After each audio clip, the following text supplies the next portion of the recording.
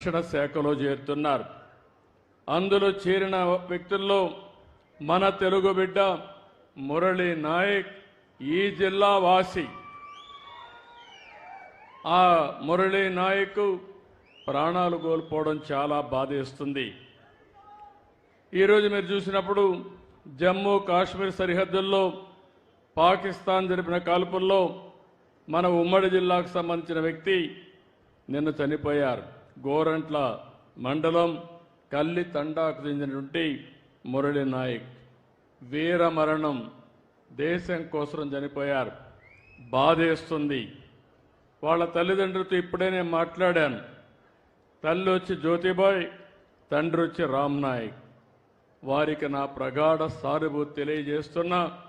ఈ రాష్ట్రం, ప్రభుత్వం, సమాజం మీకు అండగా ఉంటామని ఈ సభా సమావేశంలో హామీ ఇస్తున్నానని చెప్పి కూడా నేను మీకు తెలియజేసుకుంటున్నాను. 2 సంవత్సరాలు ఆర్మీలో ఉన్నాడు, ఎనలేని సేవలు అందించాడు. మనం అందరం ఒక విషయం గుర్తుపెట్టుకోవాలి. ఈరోజు ఎవరైతే సైనికులు ఉన్నారో వారు బార్డర్లో ఉండి అనునిత్యం మన కోసం నిద్రాహారాలు మాని దేశ రక్షణ చేస్తున్నారు కాబట్టి మనం హాయిగా నిద్రపోగలుగుతున్నాం. అలాంటి ఈరోజు మనం చూస్తూ ఉంటే కొన్ని దేశాలు ప్రజాస్వామ్యంలో ప్రపంచంలో ఎక్కడ కూడా హింసకు తావు లేదు. అందరూ కూడా ప్రగతిలో పోటీ పడవలసిన అవసరం ఉంది. దేశాన్ని అభివృద్ధి చేసుకుని ప్రజలకు మెరుగైన జీవన ప్రమాణాలు అందజేయాల్సిన విషయం ఉండాలి. కానీ ఎక్కడికక్కడ కవ్వింపు చర్యలు చేయడం, లేనిపోని సమస్యలు క్రియేట్ చేయడం చాలా బాధేస్తుంది. అయితే ఇలాంటి జరిగినప్పుడు మనం అందరం కూడా అండగా ఉండాలి. దేశభక్తితో ముందుకు పోవాల్సిన అవసరం ఉంది.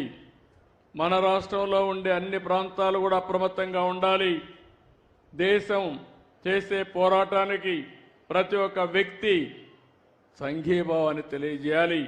అండగా ఉంటామని నినదించి చెప్పాల్సిన అవసరం ఉందని చెప్పి కూడా నేను మీకు తెలియజేస్తున్నాను. అందుకే ఇప్పుడే కేశవ్ గారు అన్నట్టు భారత్ మాతాకి అంటే గట్టిగా చేయని మనమందరం నినదించడమే కాకుండా అండగా ఉండాలని చెప్పి మరొకసారి కోరుతున్నా. భారత్ మాతాకి, భారత్ మాతాకి, భారత్ మాతాకి.